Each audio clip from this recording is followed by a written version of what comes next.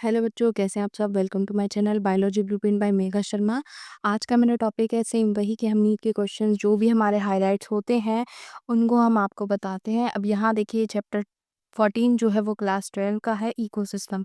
इसके जितने भी नीट हाइलाइट्स हैं वो सारे मैं आपको बताऊँगी। मैं आपको सारे शो कर देती हूँ। देखो, पूरी बुक में जो है मैंने नीट्स के हाइलाइट्स करे हुए हैं। इनमें से जितने भी क्वेश्चंस हैं वो सारे प्रीवियस ईयर हैं और आए हुए क्वेश्चंस हैं। ठीक है, तो चलिए मैं आपको बताती हूँ। यहाँ से सक्सेशन से लेकर के इकोलॉजिकल सक्सेशन से अब ज़्यादा पूछा नहीं जाता है कि वो कट हो गया है। तो सबसे पहले मैं आपसे बात कर लेती हूँ यहाँ पर प्रोडक्टिविटी जो है। देखो, इकोसिस्टम के स्ट्रक्चर में वाले पोर्शन में जो सबसे इम्पोर्टेंट क्वेश्चन आता है कि यहाँ स्ट्रेटिफिकेशन, ये तो हमारे सीबीएसई बोर्ड में भी आया हुआ क्वेश्चन है कि जो हमारा स्पीसीज का वर्टिकल डिस्ट्रीब्यूशन होता है उसे हम क्या बोलते हैं? स्ट्रेटिफिकेशन।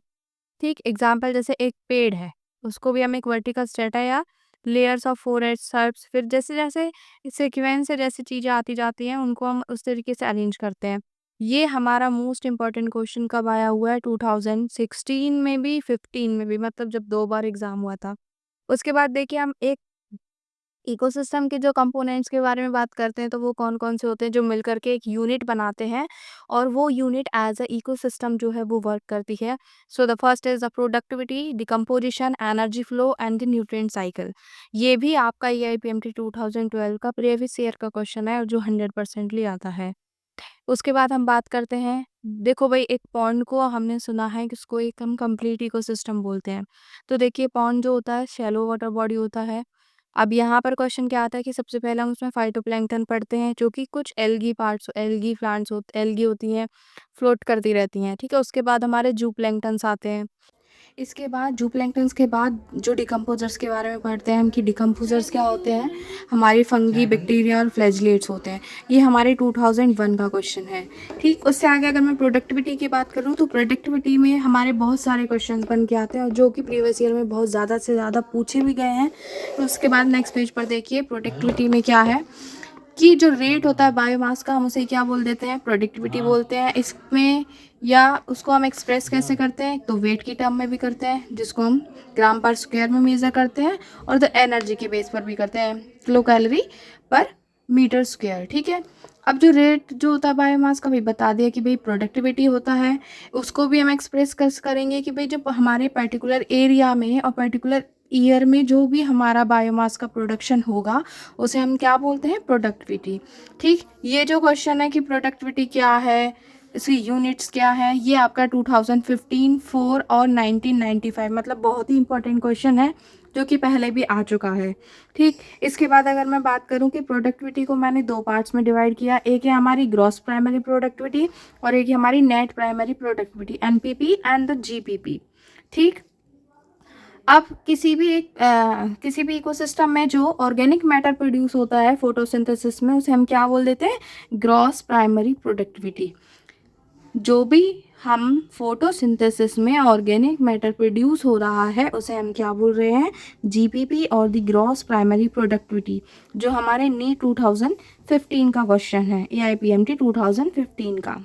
ठीक है, और नेट प्राइमरी प्रोडक्टिविटी क्या होती है? इसको हम 10% लॉ से भी समझ सकते हैं। जैसे प्लांट्स ने फोटोसिंथेसिस करके फूड बनाया, उसके बाद वो नेक्स्ट लेवल पर ट्रांसफ़र हुआ, मतलब 90% लॉस हो गई, जो भी प्रोसेस हुई आगे क्या गई? 10%। सेम उसी चीज़ से समझिए ग्रॉस प्राइमरी प्रोडक्टिविटी में क्या होता है कि हमारा रेस्पिरेटरी रेट जो माइनस हो जाएगा उसमें से, उसके बाद जो कुछ भी बचा कुचा पार्ट रहेगा उसे हम क्या कह देते हैं?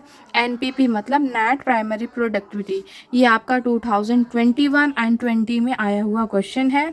उसके बाद सेकेंडरी प्रोडक्टिविटी का मतलब क्या होता है कि जो भी नया ऑर्गेनिक मैटर प्रोड्यूस होता है वो किसकी वजह से? कंज्यूमर्स की वजह से जो फॉर्मेशन होगा उसे हम क्या बोल देते हैं? सेकेंडरी प्रोडक्टिविटी, जो आपका 2010 में आया हुआ नीट का इम्पॉर्टेंट क्वेश्चन है। उसके बाद देखिए प्राइमरी प्रोडक्टिविटी किस चीज़ पर डिपेंड करती है? प्लांट की स्पीसीज़ पर और पर्टिकुलर एरिया जो प्रेजेंट होता है। उसके साथ साथ इन्वायरमेंट्स के जो फैक्टर्स होते हैं, न्यूट्रिएंट की अवेलेबिलिटी क्या है, फोटोसिंथेसिस की कैपेसिटी क्या है प्लांट्स की, ये जो 3 फैक्टर्स हैं ये आपके बोर्ड में भी क्वेश्चन आता है सीबीएसई बोर्ड में कि भाई किस तरीके से वो प्लांट्स पर जो प्राइमरी प्रोडक्टिविटी वो डिपेंड करती है, क्या फैक्टर्स होते हैं जो उसको अफेक्ट कर सकते हैं। तो ये आपका नीट का भी और बोर्ड का भी साथ साथ इम्पॉर्टेंट क्वेश्चन है। जो हमारा एनुअल नेट हम प्राइमरी प्रोडक्टिविटी निकालते हैं पूरे बायोस्फीयर की, वो अप्रॉक्सीमेटली कितनी होती है, 170 बिलियन टन्स, ठीक है, एक ईयर में, ठीक। ये हमारा ड्राई वेट होता है किसी भी ऑर्गेनिक मैटर का, और जिसमें से हमारा 70% जो है सरफेस होता है और सरफेस प्रोडक्टिविटी होती है, और बाकी जो हमारी 50 बिलियन प्रोडक्टिविटी किसकी होती है, ओशंस की, ठीक है। बाकी जितना भी बचता है वो लैंड का होता है। अब इसके बाद एक क्वेश्चन आपको दिया हुआ है, discuss the main reason for the low productivity of ocean with your teacher. अब आप मेरे को बताएंगे कि हम जो ये पढ़ रहे हैं कि ओशंस रीजन में हमारी कम प्रोडक्टिविटी होती है, लेकिन जो हमारा लैंड रीजन होता है उस पर ज़्यादा प्रोडक्टिविटी होती है, ऐसा क्यों होता है। सो discuss in the next video. Please like share and subscribe. I hope कि आपको सारा कुछ समझ आया हो। Thank you.